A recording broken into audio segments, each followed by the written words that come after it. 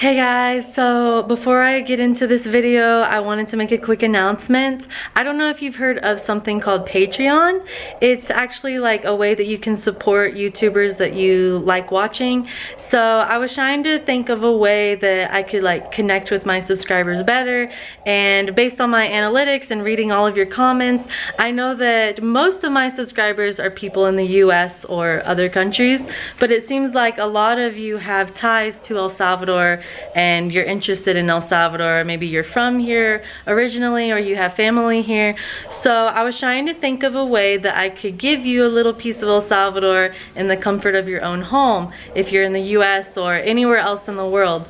So if you'd like to go to my Patreon, I set up a page where for $5 a month or $6 a month, you can get a handmade bracelet sent to you in the mail from El Salvador. I partnered with one of my friends down here who actually specializes in making artisan jewelry. So me and her are gonna like do this little business together. And yeah, if you're interested, you can sign up for that. I'm going to begin with just bracelets because shipping will be included in that price, and it's kind of difficult to mail things from El Salvador. So I'm gonna start with something small, and if you guys like it, then maybe in the future I can expand on that. But yeah, so if you'd like to check out some of these bracelets, I'll show you some pictures here. I have those, and then also if you'd like to pay $1 more, I'm going to be sending handwritten postcards. I'm planning on using some pictures from my trips, but I'm going to try and make them pictures that you've never seen before, and all of those will also be pictures of El Salvador. And if you don't want it sent to you, you can even send it to your friends or your family. So yeah, I hope you like them. I'm curious to see how it goes. And yeah, you can check that out down below. I'll link the Patreon account. So today I'm gonna do more of like a personal video because this is something for you guys and then also kind of something for me. So I was moving out of my apartment. I've been there for 1 year and my lease just ended, and I've been wanting to do an apartment tour for a while, but I didn't want to do it while I was still living there. And I do see a lot of questions asking where I'm living and also how much it costs to live in El Salvador. So I thought this would be a good time to discuss that. And also I wanted to take some videos just to keep the memories for me, because this was like my first time renting an apartment all by myself, you know, so that was really exciting. So yeah, anyways, I've been living in San Salvador and I was paying about $725 for this apartment. As you're gonna see, it's tiny. This is gonna be a super short apartment tour. But that price did include cable, internet, someone to come and clean once a week, and also security. So I thought it was a decent price, and it was in a really secure part of San Salvador, a really safe area. So yeah, so I paid that, and then also my electricity bill was like ridiculously high. I don't know why. I'm kind of suspicious about that actually. It was always like $150 or more, which I think is crazy, especially when you see the size of my apartment. It just doesn't make sense. I did have air conditioning and hot water, which are luxuries here, and I know that that does use a lot of electricity, so maybe it was for that reason. But anyways, yeah, that's how much I was paying. But when I was looking for a place to live, I did find a lot of places for cheaper. For example, I was living in Santa Ana and paying $100 for just a room in a house, and then I would pay about like $30 or $40 for electricity and water. And then actually now I moved into someone else's house just to save money, you know, and I'm paying like $125 or $150 a month, and then plus utilities here. So if you want to live cheap in El Salvador, it's definitely possible, especially if you have like connections and you can find maybe like a safe home to live in. A lot of people live with their parents until they get married, so it's pretty common to be in a house with a lot of people anyways. So yeah. if you can find like a family or maybe like a group of friends, you could live here really cheap. But when I was looking at apartments, I did see some anywhere from like $600 all the way to like $3,000 or $4,000. To be honest, I would advise you to just rent a house if you're gonna try and live here, because you can rent an entire house for like $700 and up. Usually the houses don't come with furniture though. My apartment did include furniture, so that was nice. Since I'm not gonna live here permanently, I didn't want to buy furniture because I just thought I didn't want to have to deal with selling it like in the future. So yeah, if you're gonna rent a house, usually you do have to buy the furniture and appliances. So yeah, anyways, that should answer your question. There is a website online called OLX, and there's some realty websites that you can look at if you're just curious to see some of the prices of homes in El Salvador. Sometimes I like to look, you know, I like to watch things like HGTV and stuff, so that's why I like watching apartment tours and house tours on YouTube, and I decided to do my own. So if you have any stories of your own about living in a foreign country, living in El Salvador, or anything like that, I do enjoy reading your comments, so you can just comment that below. I'd be curious to see what other experiences you guys have had. So I hope you enjoy this apartment tour, and thank you for watching. Okay guys, so you walk in, and immediately you're in like, this would be the tiny little baby living room. There's just some pictures on the wall.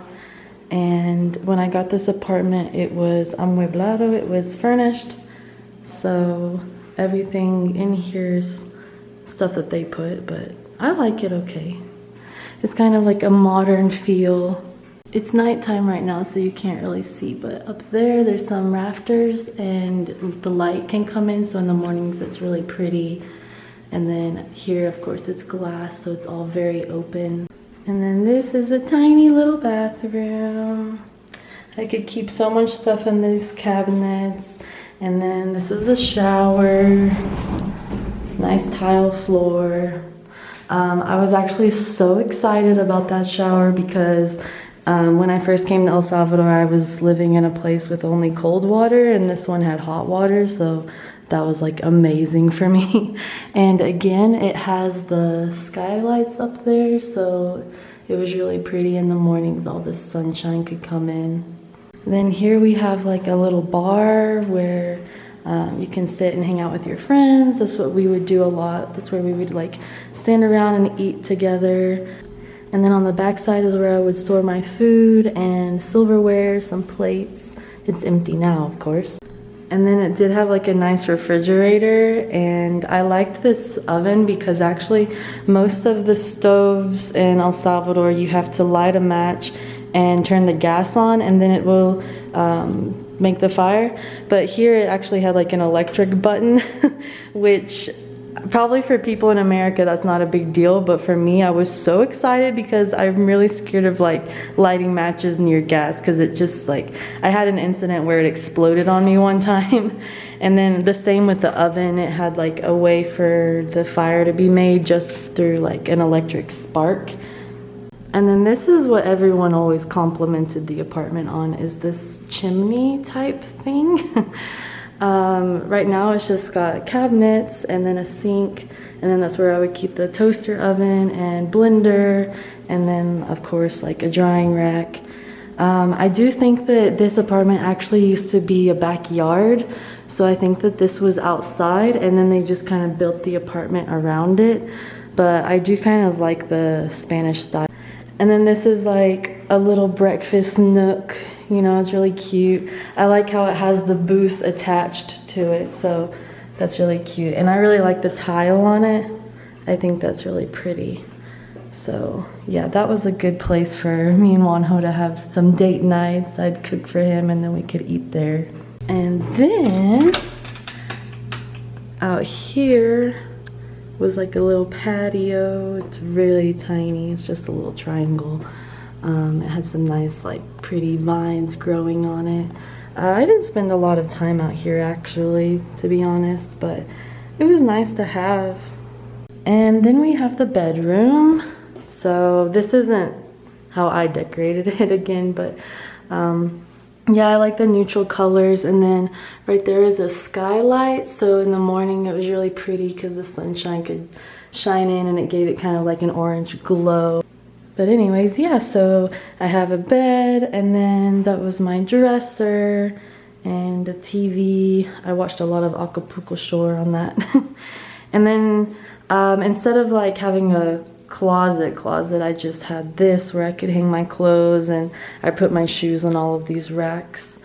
And then over here is where I would work with this nice little desk. And it's really nice because it has like a window here so I could see outside. So as you can see, the apartment's kind of like a giant slice of pizza.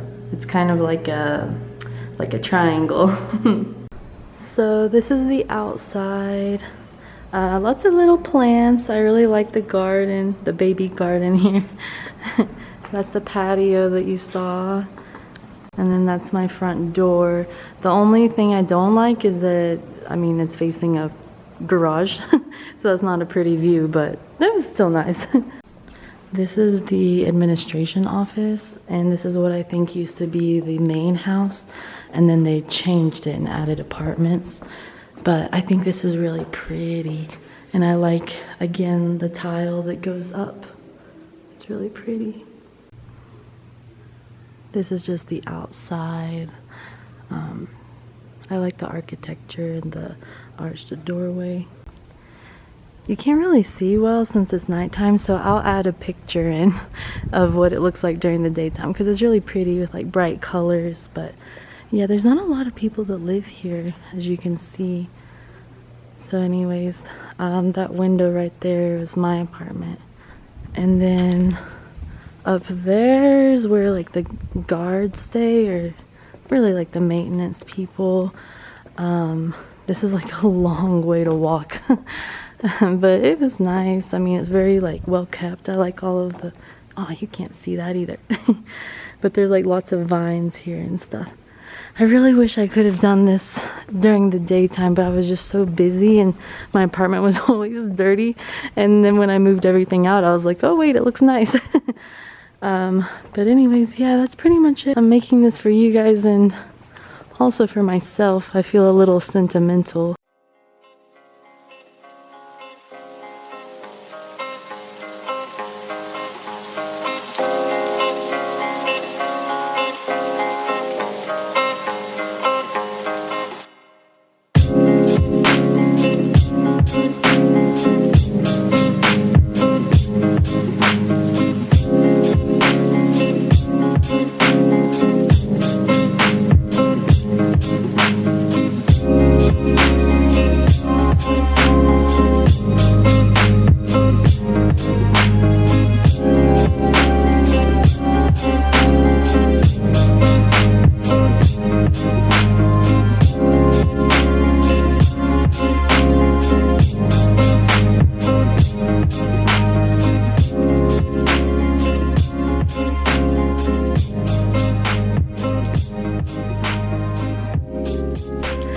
Okay guys, thank you for watching my video today. I hope you enjoyed it. Remember to comment down below if you have any rental experiences of your own that you'd like to share.